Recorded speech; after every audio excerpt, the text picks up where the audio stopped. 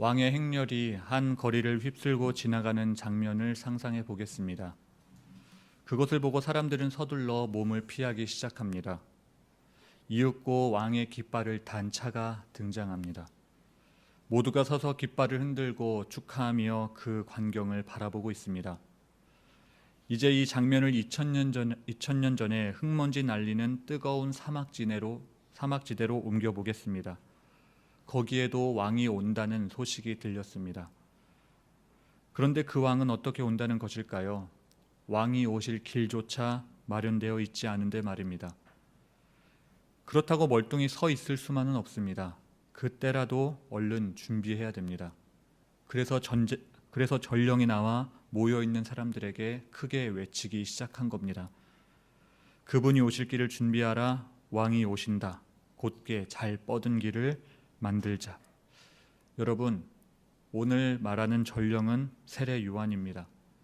그가 등장하기 전부터 유대인들은 이미 이 메시지를 수도 없이 들어왔습니다. 이사야 40장에 처음 그 말이 진술되어 있습니다. 그것은 유배의 끔찍한 고통을 겪은 후 그 민족에게 희망과 용서와 치유가 있을 거라는 메시지였습니다. 때가 되면 하나님이 오셔서 위로하시고 구해주실 거라는 겁니다. 그 일이 지금 일어나고 있다. 세례 요한은 그렇게 말하는 겁니다. 여러분, 준비할 때입니다. 우리의 왕이신 하나님이 오고 계십니다. 하나님이 오실 길을 준비합시다. 세례 요한의 이 놀라운 메시지에 모든 사람이 주목하기 시작합니다. 그러나 문제는 그들이 아직 준비되어 있지 않다라는 겁니다. 준비와는 거리가 아주 멀어 보였습니다.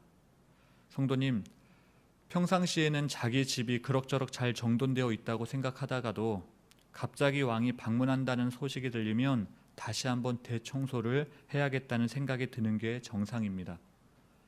그런데 유대인들은 그 준비를 하고 있지 않았다라고 하는 것이죠.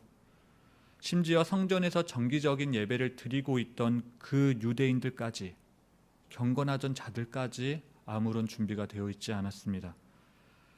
그런데 이제 때가 되었습니다.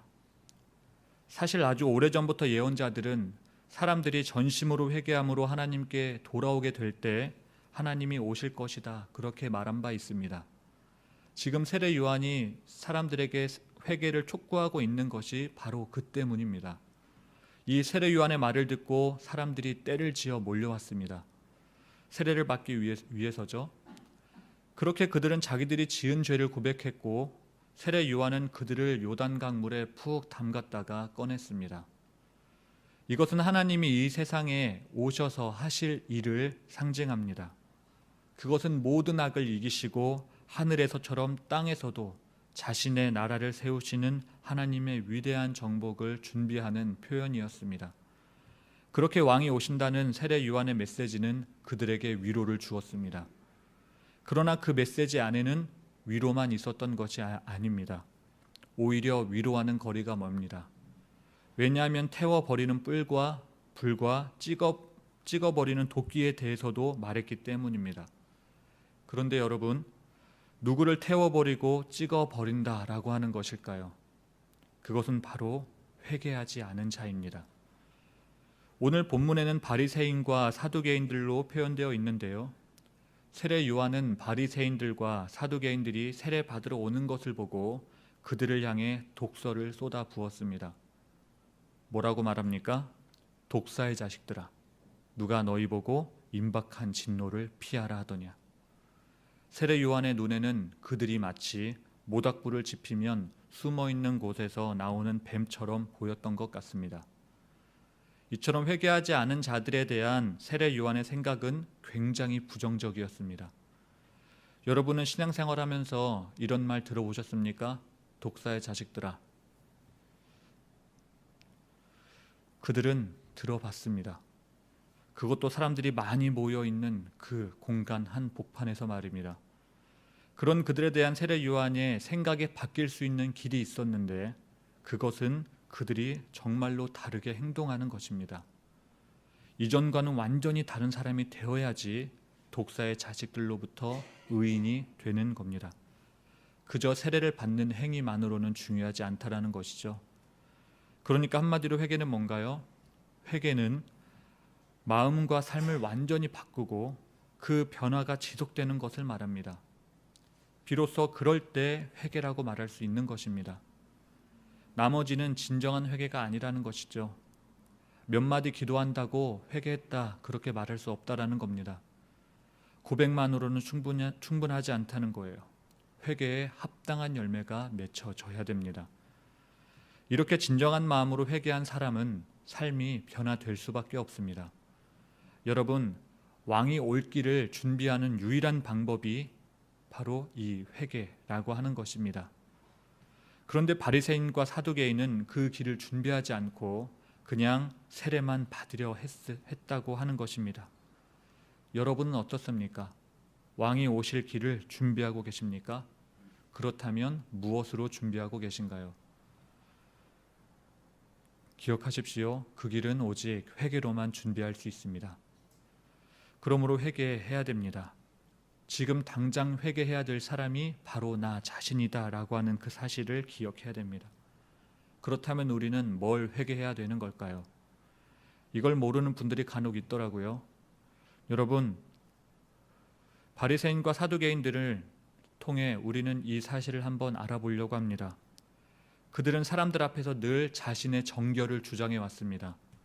그것 가지고 사람들을 기죽이며 살았습니다. 이렇게 보면 그들이 추잡하고 자명한 죄를 지었을 가능성은 별로 보이지 않습니다. 정말로 순결한 것 같습니다. 오늘날로 따지면 미투처럼 성범죄자로 고발될 일은 그들에게 없어 보입니다. 그런데 그렇게 청렴결백하던 자들이 독사의 자식들이라는 말을 들었다라고 하는 겁니다. 이거 뭔가 이상하지 않습니까? 미투에 오르내린 적이 없습니다. 그런 그들에게 대체 무슨 죄가 있길래 세례 요한은 그들을 향하여 그렇게 그들을 부끄럽게 만들었다라고 하는 것이겠습니까? 그들은요, 교만했습니다. 교만은요, 미투보다 더 셉니다. 그들은 교만으로 하나님이 오시는 길을 방해하고 있었습니다. 이방인들에 대해서는 물론이고 다른 이스라엘 사람들에 대해서도 오만했던 자들이 바로 이들입니다. 겸손과는 거리가 꽤 멀죠. 그래서 세례 요한이 선조에 대한 그들의 자부심을 공격하기 시작했습니다. 왜냐하면 그들에게는 우리 선조가 아브라함이다 라고 하는 그런 자부심이 있었기 때문입니다. 신앙의 족보가 천국에 들어가는 보증이 되지 않음에도 말입니다. 그들은 그거 의지하며 살았습니다. 세례 요한은 바로 그들의 그 자부심을 건드린 겁니다. 만약에 우리도요, 하나님 말씀에 대해 나름대로 잘 이해하고 또 해석한다고 해서 각자의 주관에 따라 내 마음대로 신앙생활하고 헌신하고 있다고 한다면 오늘 본문에 나오는 바리새인과 사두개인들과 전혀 다를 바 없다라는 사실을 아셔야 됩니다. 자칫 잘못하면 우리 역시 텅 빈 종교 활동에 전념하는 바리새인들과 사두개인들처럼 될 수 있다라고 하는 사실입니다. 그런데 어떤 사람은 이게 굉장히 사소한 일인지 아는 사람이 있습니다. 정말 그럴까요? 성경은 이에 대해 말하기를 너희 선조가 아브라함이든 아니든 아니 그 아무리 하나님께서 심은 나무라 할지라도 열매 맺지 못하는 나무가 되면 찍혀 불에 던져질 거라고 그렇게 말하고 있습니다. 소름 끼치지 않습니까? 심판을 피할 수 있는 유일한 길은 오직 열매 맺는 나무가 되는 것뿐인데 열매 맺지 못하는 나무가 된다라고 하는 것입니다. 세례 요한의 이 경고는 예수님이 오셔서 앞으로 펼치실 이야기가 무엇인지 미리 보여주고 있는 것입니다. 세례 요한은 그렇게 주님이 오실 길을 예비하고 있었습니다. 여러분, 세례 요한이 전했던 예수님의 사명은 우리가 상상하는 것과는 그래서 사뭇 다릅니다. 그가 전한 하나님의 나라는 위로와 치유의 메시지가 있지만 그러면서도 엄중한 경고와 균형을 함께 이루고 있습니다. 우리가 착각하고 있는 부분이 바로 이 지점입니다. 자비로우신 하나님이라고 해서 죄마저도 그냥 쉽게 받아들여 주실 것이다 라고 생각하고 있다는 것입니다. 물론 하나님은 자비로우신 분입니다. 그렇다고 무엇이든지 다 받아주고 쉽게 넘어가주는 그런 부모는 아니다라고 하는 것입니다. 그런 부모는 자식 망칠 뿐입니다. 그리고 하나님에 대해 착각하고 있는 것이 한 가지 더 있는데요. 그것은 이렇게 한번 생각해 보면 좋겠습니다. 우리가 차문을 열고 내리는 분이 누구인지 알고 있습니다. 왕이죠. 그 차에서는 왕이 내려야 됩니다. 그렇게 모두 왕이 내리기만을 기다리고 있습니다. 그 기대감에 한껏 부풀어 있습니다. 그런데 그렇게 서서 열렬한 박수갈채와 환호로 왕을 맞이하고 있는데 차 문을 내리는 그 왕이 왕의 모습을 하지 않고 있다라는 겁니다. 그 왕의 모습이 이렇습니다. 왕으로 오신 예수님은 유대와 예루살렘과 온 갈릴리를 휩쓸던 회개의 분위기에 동참하기 위해 세례 요한 앞에 서서 그에게 겸손히 세례를 요청하고 계신 모습입니다. 이것은 우리가 기대하는 일반적인 왕의 모습과는 사뭇 다릅니다. 눈앞의 모든 것을 다 심판하고 쓸어 버리실 모습이어야 되는데 그게 아니라 회개가 필요한 바로 우리들과 같이 인간의 모습으로 주님이 오셨다라고 하는 겁니다. 이런 모습으로 예수님이 등장하셨습니다. 예수님은 하나님이 보내신 거룩한 이로서 회개의 세례가 전혀 필요 없는 분이십니다. 그럼에도 그런 분이 지금 세례 요한에게 세례를 요청하고 계신 겁니다. 그러니 세례 요한이 경악할 수밖에 없습니다. 사실 그는 태어날 때부터 온 인류가 기다려 오던 분이 바로 이 예수님이라는 사실을 알고 있었습니다. 그런데도 놀라운 겁니다. 세례 요한이 이렇게 생각했을지 모릅니다. 도대체 예수님은 정말로 어떠한 분이시기에, 아니 무슨 일을 해야 되는 분이기에 이렇게 비천한 나에게 와서 세례를 받으시는 걸까? 세례 받을 거면 기왕이면 다른 데 가서 받지 왜 하필 나에게 오는 걸까? 부담스럽게. 이에 대해 예수님이 대답하시는데 그 대답은 예수님이 앞으로 복음서에서 펼치실 그 전체의 핵심을 꿰뚫는 것이었습니다. 그 내용은 이렇습니다.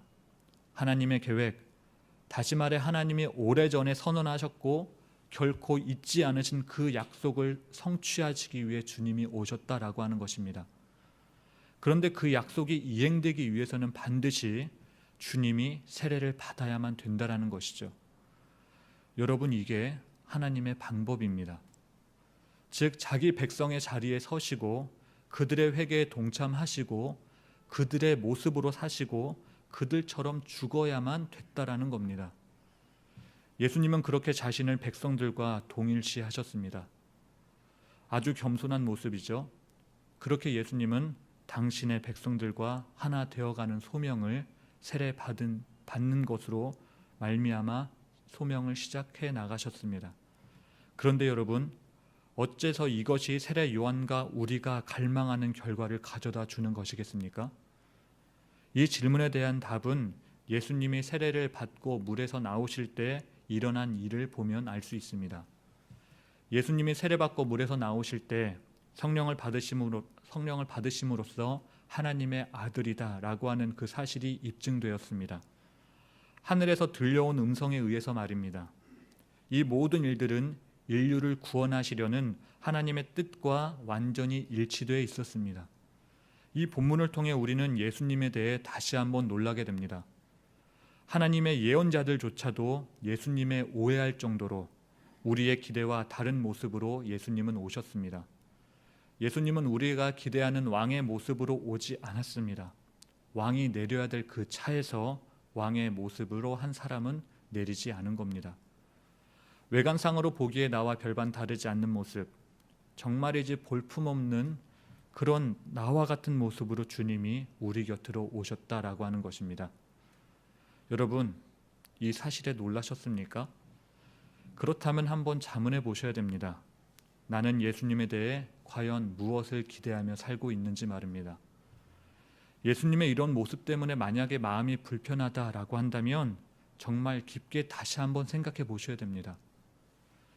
예수님에 대해 세상적인 기대를 살고 있지는 않는지, 내 신앙적인 그 모든 마지막 지점이 세상적인 욕심과 정욕은 아닌지 한번 돌아보셔야 됩니다.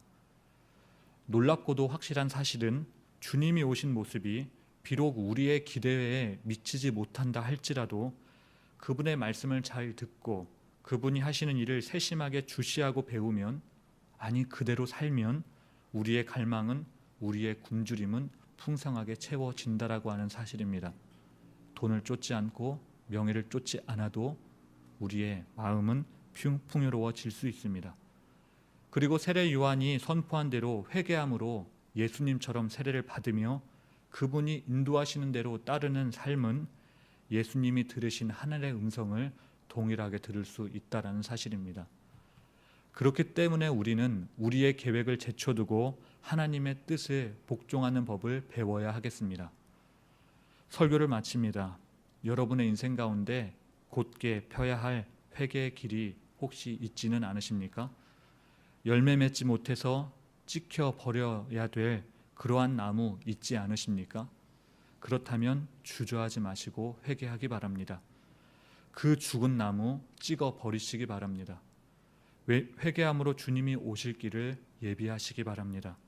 그리하면 그분이 얼마나 놀라운 분인지 그분의 실제를 깨닫게 되실 겁니다. 왜냐하면 우리를 사랑하시는 아버지 하나님이 그 광경 가운데 계시기 때문입니다. 기도하겠습니다. 사랑해 주님 감사합니다. 하나님, 주님과 같은 인생 살기 원하는 하나님 우리 모두입니다. 아버지, 그 마음으로 이 새벽에 나와 주님의 말씀을 듣고 주님을 찬양하고 또 기도하는 것입니다. 하나님, 우리의 삶에 남아있는 찍혀 불에 태워져야 될 나무가 있다면 하나님, 이 시간 찍어버리기를 원합니다. 하나님, 그리하여 아버지 저희들 회개에 합당한 열매를 맺는 자들 다 되어지도록 주님, 우리가 그렇게 변화된 인생 살게 하여 주시옵소서. 하나님, 정말로 기도해야 될 때에 하나님 저희들 기도할 수 있도록 인도하여 주시옵소서. 특별히 40일 작정 금식 기도로 저희들 헌신하고 있습니다. 하나님이 헌신이 하나님 우리의 경건의 모양만 만드는 것이 아니라 경건의 능력까지 갖추게 하는 그런 놀라운 은혜 시간 되게 하여 주시옵소서. 하나님, 그렇게 은혜로운 사순절의 40일을 보낼 수 있는 우리 모든 신월제일교회 성도들 다 될 수 있도록 하나님 우리에게 매일매일 주의 은혜를 부어 주시옵소서. 예수님의 이름으로 기도합니다. 아멘.